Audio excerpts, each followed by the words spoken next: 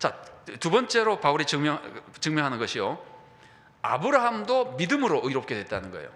자, 갈라디아 이 거짓 교사들이 제일 강조하는 것이 할례거든요. 왜냐하면 이 할례가 율법을 지키는 하나님의 백성이 됐다는 표시예요. 이 사람들로서는. 이제 우리는 지금 세례가 표시죠. 근데 그들은 할례가 표시예요. 그러니까 할례를 받았다고 하는 것은 유대인이 됐다는 뜻이고, 이제는 율법을 지키는 사람이 됐다는 뜻이고, 율법을 잘 지키겠다는 그 결단이에요. 그러니까 이 사람들은 할례와 율법이 같이 묶여 있거든요. 그래서 이 사람들이 계속해서 이방인들이 바로 예수 믿고 구원받는 거를 그러면 안 되고 할례를 받아야 된다고 자꾸 그러는 거거든요. 그런데 왜 아브라함을 바울이 얘기하냐면은, 첫 번째 할례 원조가 누굽니까? 아브라함이잖아요. 하나님이 아브라함에게 할례 계약을 처음 주셨잖아요. 그래서 바울이 아브라함을 들고 나오는 겁니다. 너희들이 할례를 그렇게 중요하게 생각하는데 좋다, 아브라함, 처음으로 할례를 받았던 아브라함을 보자. 아브라함은 할례를 받고 의로워졌느냐, 의로워지고 나서 할례를 받았느냐, 이거예요. 자, 그 성경 말씀 한번 제가 이 성경을 정말 준비를 안 해왔네요. 자, 요 얘기를 하기 전에 다른 걸 조금만 짚고 넘어가겠습니다. 이게 이제 바울의 핵심인데, 여러분 유대교 아시죠? 유대교와 기독교가 같습니까? 다릅니까? 다르죠? 이 질문 한번 들어보세요. 아브라함은 유대교인입니까? 기독교인입니까? 아브라함은, 이상한 질문을 제가 좀 많이 하죠. 아브라함은 유대교인입니까? 기독교인입니까?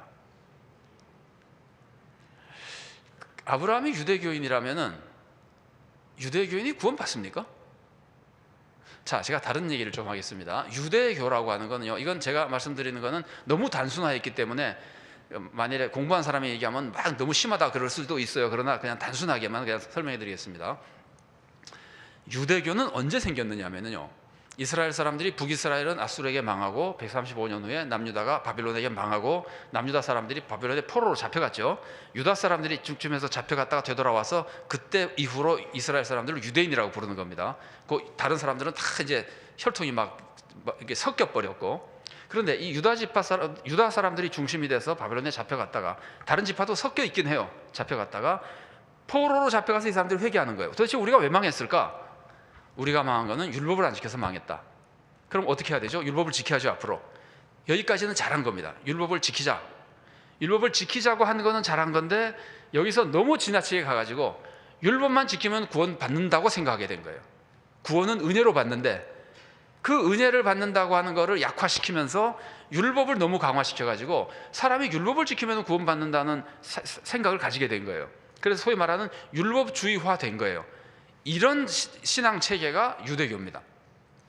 그러면은 그 전에 구약에 원래부터 있었던 구약의 가르침은 율법을 지켜야 구원받는 것이냐, 믿음으로 은혜로 구원받는 것이냐, 그러면은 구약이 가르쳐 주는 건 뭐죠? 믿음으로 구원받습니까? 율법으로 구원받습니까? 믿음으로 구원받죠. 그러니까 구약도 기독교예요. 기독교와 유대교를 만일에 그렇게 분리해 버린다면은 오히려 구약도 기독교고 신약도 기독교고, 물론 유대인들은 구약은 유대교라 그러겠지만 우리가 믿는 건 그렇습니다. 구약과 신약이 똑같이 믿음과 은혜로 구원받는 겁니다. 이게 이제 아브라함이 보여주는 거죠. 아브라함이, 자, 창세기, 그냥 이거 제가 준비를 못 해온 거예요. 제가 말씀으로 소개해 드리겠습니다. 창세기 15장 6절 보면은 하나님이 아브라함에게 약속을 해주시죠. 후손들을 약속해 주니까 아브라함이 그 말씀을 믿음에, 아브라함의 여호와를 믿음에, 여호와께서 그것을 아브라함의 무엇으로 여기시고? 의로 여기시고, 15장에서 하나님의 말씀을 아브라함이 딱 믿고 받아들이니까, 믿으니까 하나님이 그것 때문에 아브라함을 의인으로 쳐준 거예요. 그리고 나서 좀 지나서 창세기 17장에 가면은 하나님이 아브라함에게 할례 계약을 맺으십니다. 그러니까 할례는 의로워진 다음에 맺은 겁니다. 그러니까 아브라함을 보고 이제 바울이 얘기하는 거예요. 아니, 너희들이 그렇게 존경하는 할례의 조상 아브라함이 할례 받고 의로워진 게 아니고 믿음으로 의로워졌는데, 왜 너희는 믿음으로 의로워진 사람 보고 다시 할례를 받지 않으면 의로워지지 않는다 그러느냐? 이제 이렇게 아브라함이 이제 그 반론을 제기하는 거예요. 그런데 이것은 아브라함만 그런 것이 아닙니다. 아브라함의 후손을 통해서 온 세상 사람들로 다 이 똑같은 믿음으로 구원받게끔 하나님이 정하신 거예요. 자, 창세기 12장 3절 말씀 보겠습니다. 자, 같이 읽어보겠습니다. 너를 축복하는 사람에게는 내가 복을 베풀고 너를 저주하는 사람에게는 내가 저주를 내릴 것이다. 땅에 사는 모든 민족이 너로 말미암아 복을 받을 것이다. 자, 아브라함이 믿음으로 이루어지는 사람이잖아요. 여기서 지금 축복의 약속이고 12장에서 15장에서 믿음으로 이루어지잖아요. 그런데 아브라함이 받은 그 축복을 아브라함을 통해서 많은 사람이 받게 되잖아요. 그러니까 믿음을 통한 구원의 축복을 아브라함처럼 모든 사람이 받게 된다는 거예요. 그러면 이거는 아브라함에게 해당되는 것이 아니라 이후에 나타날 모든 구원의 축복이 믿음으로 이루어진다는 게 이미 여기서 가르쳐 주는 거예요. 그걸 바울이 알고 갈라디아서에서 알려주는 겁니다. 3장 8절입니다. 같이 읽어보겠습니다.